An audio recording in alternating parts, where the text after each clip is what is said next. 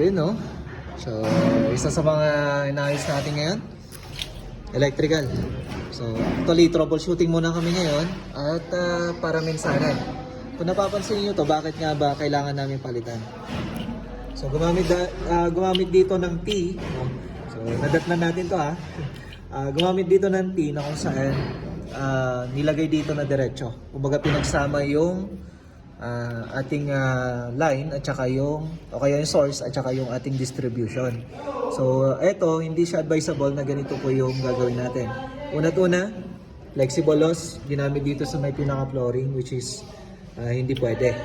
Ngayon, yung ating umakyat naman dito na linya at saka yung distribution natin ay hindi rin ho pwede na ganito. Alam nyo bakit? Dito sa may ganitong pamamaraan, mga kamasa na pinagsama na yan, hindi na ho magiging posible na kung saan hihilain o kaya papalitan yung linya if ever na kailangan ng palitan. Kasi ang mga wires, may mga taon kung kailangan natin siyang palitan, mga kamasa, lalo na pagka commercial buildings po yan. So kahit na ito ay isang industrial building, so dapat yan kailangan maayos din, no? So kunwari, pagka ito ay na-overload o kung sakali naman po pinasukan niya ng kung anumang mga insekto, ay po pwede nating linisan. Pero pagka ganito po ay hindi po pwede. So dapat yan, dalawa po yun bumababa dyan na linya. O kaya yung PVC pipe natin na gagamitin natin. Yung para sa soils natin at saka dun sa may distribution natin. So halos lahat kasi dito, ganito yung ginawa.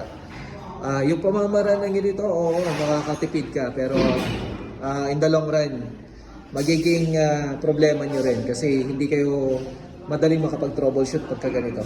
Ayan, no? So, please, huwag natin gagawin yung mga ganitong pamamaraan, mga kamasta, no? So, ang isa pa dyan, hindi secure yung ating mga wires. Kaya nga sabi ko, ayusin namin to, papalitan namin lahat ng PVC pipe at the same time, yung pwedeng hugutin if ever na kailangan palitan yung mga wires natin. Ayan.